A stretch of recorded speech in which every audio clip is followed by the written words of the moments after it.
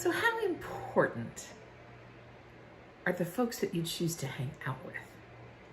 I mean, do you really think it matters? I know there were times in my life that my parents had to wonder about the folks that I chose to hang out with. I mean, they didn't know everybody that I hung out with at school. I mean, we're often selective about who we introduce our parents to, aren't we? I mean, I know that friends have influence. I've heard people say, well, he was such a good kid until he started hanging out with somebody. Or she was so respectful until she began hanging out with. I mean, friends have influence. We give them influence in our lives.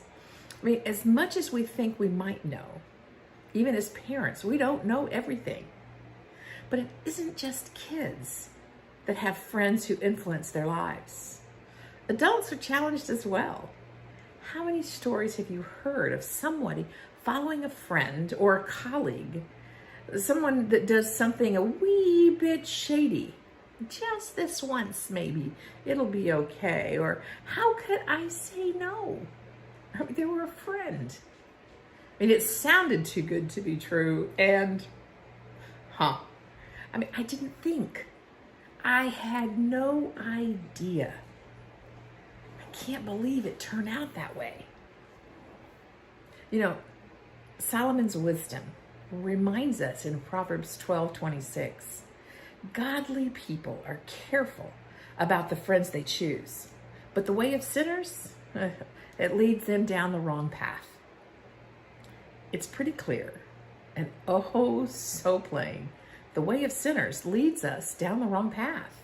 And if we're hanging out with sinners, actually, that's all of us because we're all sinners. But the more we hang out, not reflecting on who we are as Abba's kids, the easier it is to follow a path that leads in the wrong direction.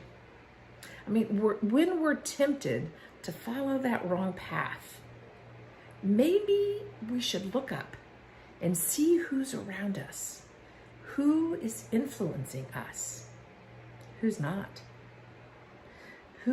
encouraging us to be healthy. And maybe then find a few godly friends to hang out with. We have a choice about who we hang out with, who we spend time with, who we let influence our lives. Remembering that those who live right and good are good guides for those to follow. But wrongdoers will steer their friends the wrong path. At least that's how the Voice translation puts it. We get to choose our guides, choose those who we will follow. So how do we choose? Is it the words that people say? Maybe it's the life that we see them living, the choices we're watching them make, or the action that seems to motivate them, the path that we see that they are following. How they are doing all of this out loud in front of us, in front of all of us, in front of our neighbors, in front of our colleagues, in front of our families and our friends, and most importantly, in front of Jesus. Who will you choose to follow? Who will you seek to be your guide? Again, the God's Words translation says this way: a righteous person looks for his neighbor, but the path of the wicked people leads others astray. I confess I have not always chosen well. I mean, I know I haven't.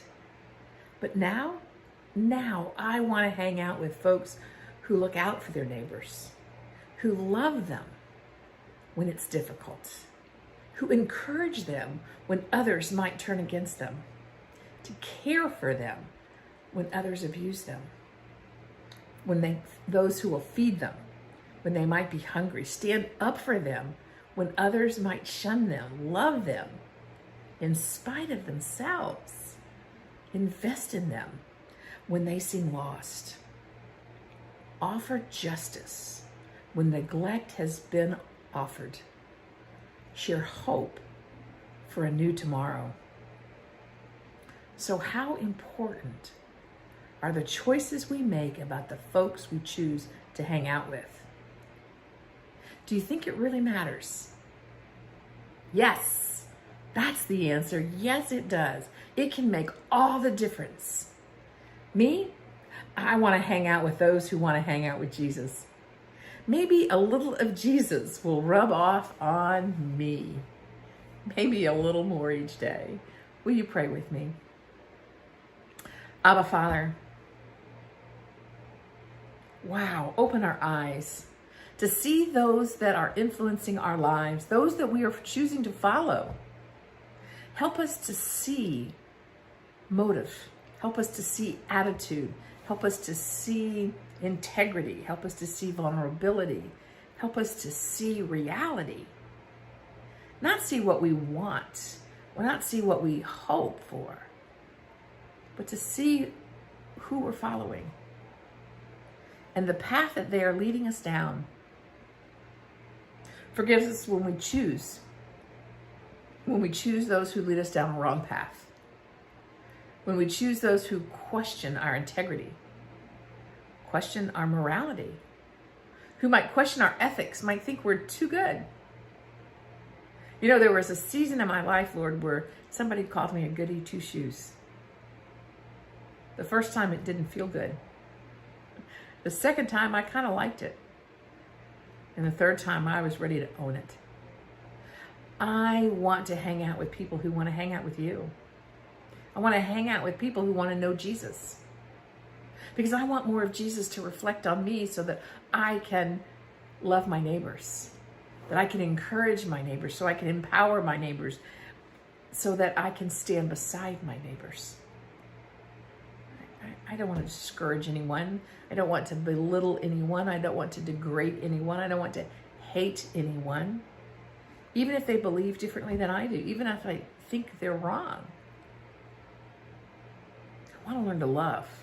I want to learn to encourage and to empower and to point people to Jesus.